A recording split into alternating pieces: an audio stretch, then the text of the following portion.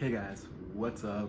Robin Williams played in a role on this movie called The Dead Poet Society. And what's interesting about The Dead Poet Society was it was like a little bit of a secret group inside some kind of a boarding school. Now I saw this movie a while ago, so it's not like I don't remember it like exactly fresh, but the I remember all the parts of it, and a lot of it stayed with me because I felt like this movie was just so important, and I had no idea what this was when I went to see it. I saw it at the theater when it came out, and it really was an amazing movie, and it was not like a usual movie. It really had meaning, and it wasn't just entertaining, it was actually informative, and it was there to educate, I think, more than just entertain. It was entertaining, but what's interesting about how it was educational was that it was actually about Robin Williams playing a teacher in a school. So it wasn't educational because it took place in a school. And I don't remember exactly what subject he taught, but basically he taught, was it poetry or something like that? He basically taught these different, it wasn't what he taught, it was like these different things that he taught his students. And one of the things that really stands out about that movie, so if you've ever seen that movie, you remember when they said carpe diem, right? Which is Latin for seize the day.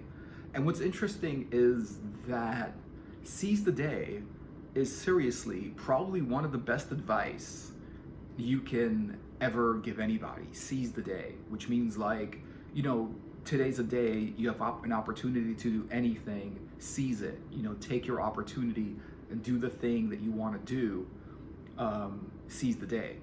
Don't let the day just go by. Seize it. Like, take your opportunity and do it.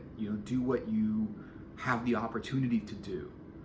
And, so I feel like that's important, like to have an outlook like that in order to have like a fulfilling life.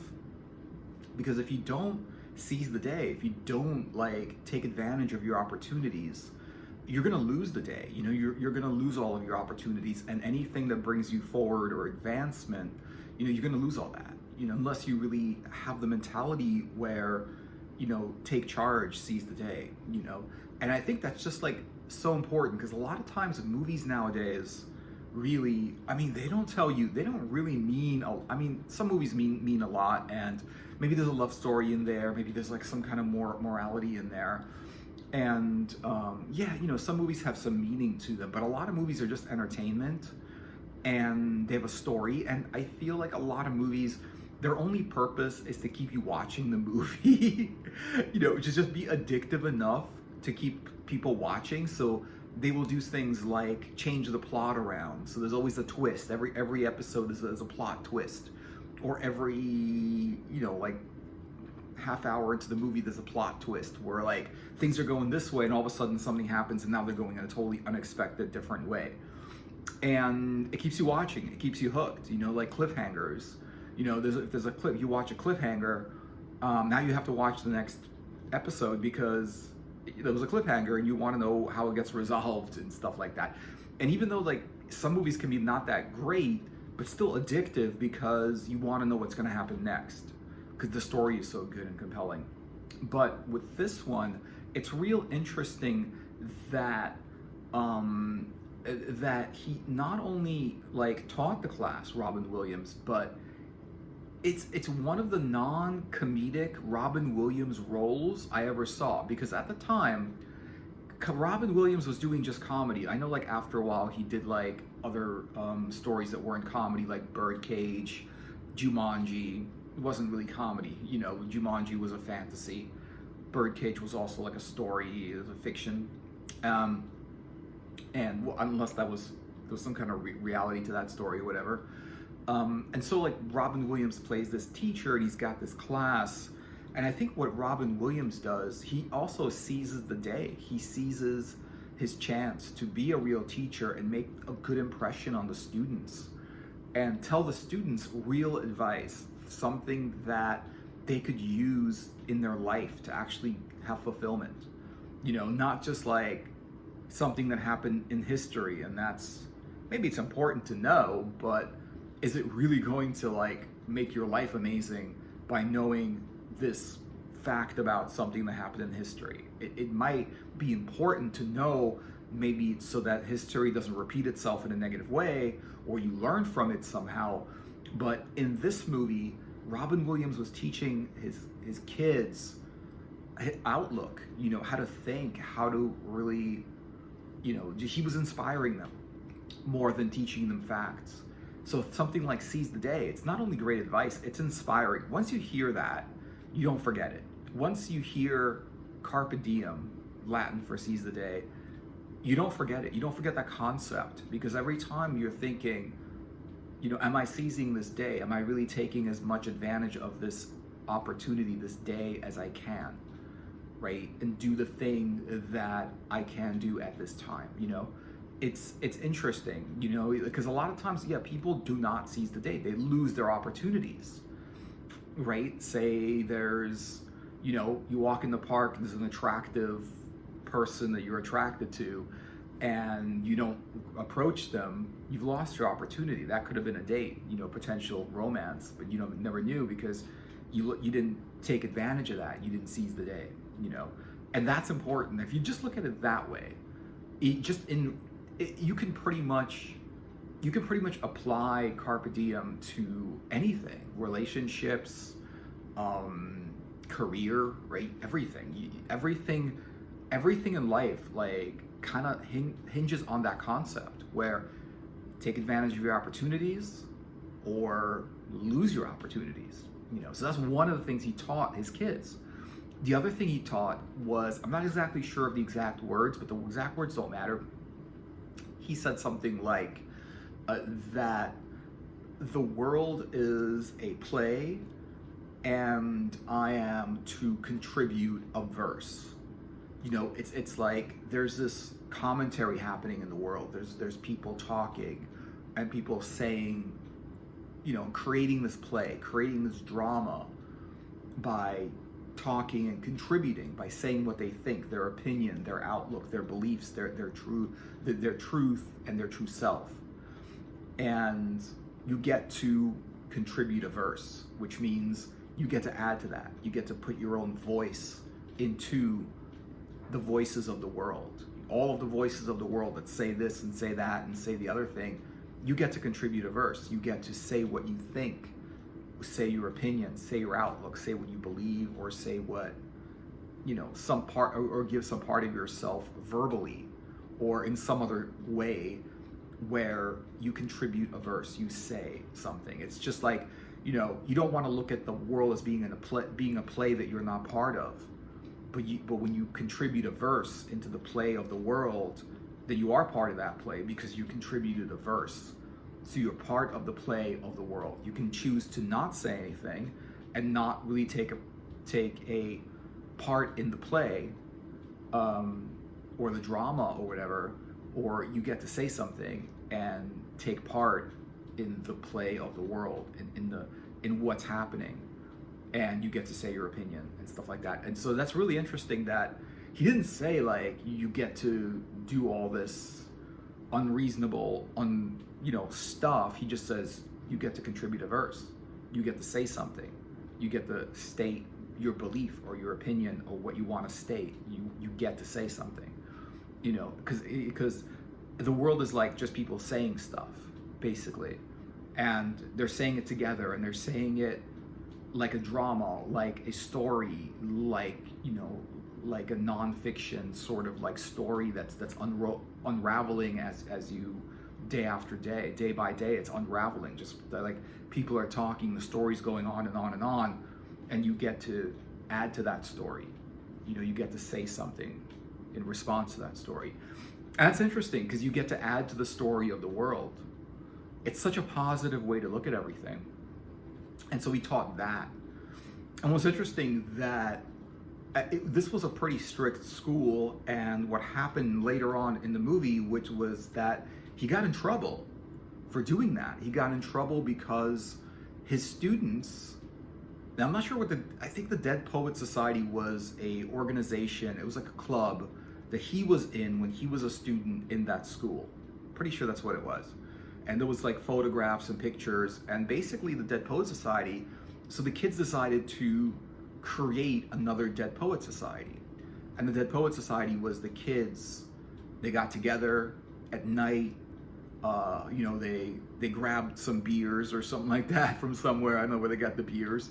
They grabbed some beers, cigarettes. I guess at the time it was like okay to smoke. It was more okay to smoke than it was like cigarettes were like a lot more common back then than they are now. So anyway, but they took beers, cigarettes with them, and these notebooks and books where they would write poems, and they would say these poems to each other, and it was real interesting. And that it was like this club, and it was a really cool thing that they were doing. They got to sort of think for themselves and create poetry and say these poems out loud to their friends and read these poems around their friends in this cave at night. They would run out of the school and hang out there for a while.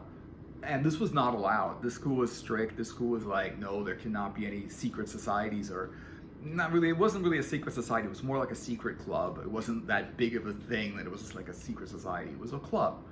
And there was only like a few kids, and they were part of it, and they were all boys and stuff. And then there was like a girls area of the school, or a nearby school where there were girls, or there were like girls in the area. And then they decided to, invite the girls to join them and stuff like that. And so it was interesting because like, it was also they basically, it started out where in the beginning, Robin Williams' character told the kids seize the day, and inspire them to seize the day. And then so they formed this Dead Poet Society. They were like, yeah, we're gonna do this because it's cool and we like this and we're gonna do it. And then they were able to use that concept and use that inspiration to like invite girls with them, so they had company. They weren't just like guys sitting around telling poetry to each other. There were girls there, and they would tell the poetry to the girls and the guys and whatever. It was more of like an inclusive thing, because who wants to be in anywhere where it's just like one gender? Like, who wants to be like all guys? You want some girls there and stuff. And so and so that's what they did. And then what happened was, I don't remember exactly what happened, but I think they got in trouble for it. They got in trouble. Something was done. There was something that they were doing stuff that the school was basically, they did something wrong, and then the school found out who they were, and they caused trouble. And basically what happened was they got into trouble because of the free thinking. They got into trouble because they weren't doing the thing that the school and the people in the school said, you must do this, you must study this way, you must learn this. You don't have to think for yourself. You just got to sit there and learn the information we teach you, and go on to the next class and take the tests and pass and go to the next class, and then just sit there and be a student, And Robin Williams' character was like, no, think for yourself. Do the things, take advantage of your opportunities, take advantage of your life, and do the thing that you love and do the thing that you want to do, and get away from all that mediocrity and norm and stuff like that. And so it came up like later on in the story that Robin Williams' character, the teacher that he played, got in trouble. He got in trouble and he had to leave. He had to quit. Like, they fired him basically because they didn't like how he was teaching these kids, because he wasn't teaching them the way the school wanted him to teach his kids. He taught the kids real shit, real stuff. He taught the kids, he inspired them. He taught them, the kids, like he was sort of like the captain of the class, and they would say these, so in response to him leaving, they stood up on their chair, not on their desks, and then they hailed him and they said, "Captain, my captain," which at the time it was also from a story that they read and stuff like that. And and it's interesting because the teacher really was helping these kids. He really was teaching them important stuff. He was inspiring them, and he was teaching them to think for themselves and not listen to all of the stuff that just absorb everything they're being taught and do what they're told, and that's it. That's more to life. That's not part of life. That's not what what he wanted from other people. That's not what he wanted to teach other people. You know, he was just an older guy teaching younger kids who might not know any different something that really mattered, and something that was important, and something that he felt was important. You know, and a lot of teachers don't do that, but the teachers that you love are the ones that do that, you know. And so he got fired and whatever it is, and he had to leave and stuff like that. And it's culminated, the whole story culminated with one of the kids, basically, he wanted to be an actor, right? But his parents did not want him to be an actor. They were like, no, you can't be an actor. You have to do, I remember exactly what job they wanted him to do, but it was like some, you know, like tax freaking professional or accountant or like, you know, like finance or, you know, they wanted him in a prestigious job, you know, so they can brag that their kids is working for some finance company, you know. And he's like, you know, some high position in some boardroom for some big corporation and whatever. So the parents can be like, you know, brag that his kid is like, you know, up the ladder and stuff like that. And they did not want their kid to be an actor, you know, even though the kid wanted to be an actor. So there was a play and he got the part. And I think it was a Shakespeare play, because I remember that they had like, they had like friggin' fairies, and they had like all these, I remember the play had to do with like Puck the Fairy or something like that, and that's a Shakespeare play, I'm pretty sure. And so they're like, no, you cannot be in this play, but that's all he wanted to do. He wanted to be in the play. And so he remembered Seize the Day, and he basically said, the hell with it, I'm gonna be in this play, I'm gonna do it. And I don't remember exactly what, but like, he was in the play, his father did not want him to be in the play, and because of all this tension where, you know, his dad did not want him to do that, but that's what he wanted to do, and he wasn't being allowed to do what he wanted and everything like that. And so he ended up committing suicide, you know, the character in the story. You know, it's just characters in a story, so it's like, it was just a story, you know. But basically in the story, the kid ended up committing suicide because he wanted to be an actor. He wasn't allowed to do the thing that he wanted to do, and he decided that he was going to kill himself. And so that happened, and then the father came after the teacher, the Robin Williams' character. Robin Williams, I think his character was blamed for putting stuff into his head, for corrupting him, for making him want to go after being an actor, because the kid told the teacher that he wanted to be an actor, and the teacher said, go for it, do it, don't listen to your parents, do it, be an actor. And then because he said that, because he told the kid not to listen to his parents got pissed.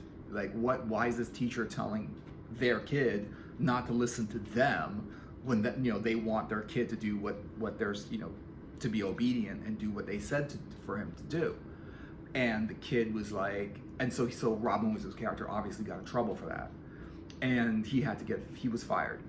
And so all these kids, they didn't just lose a teacher, they lost like their best mentor and the person that inspired them to create the Dead Poets Society, to do the thing that they wanted to do and not the thing they were told they have to do. Like, you know, like they got the kid to go and you know, pursue his acting career, even though it culminated in a suicide. I don't think anyone expected that to happen. It's just the character decided that, you know, it was just too much for them, I guess.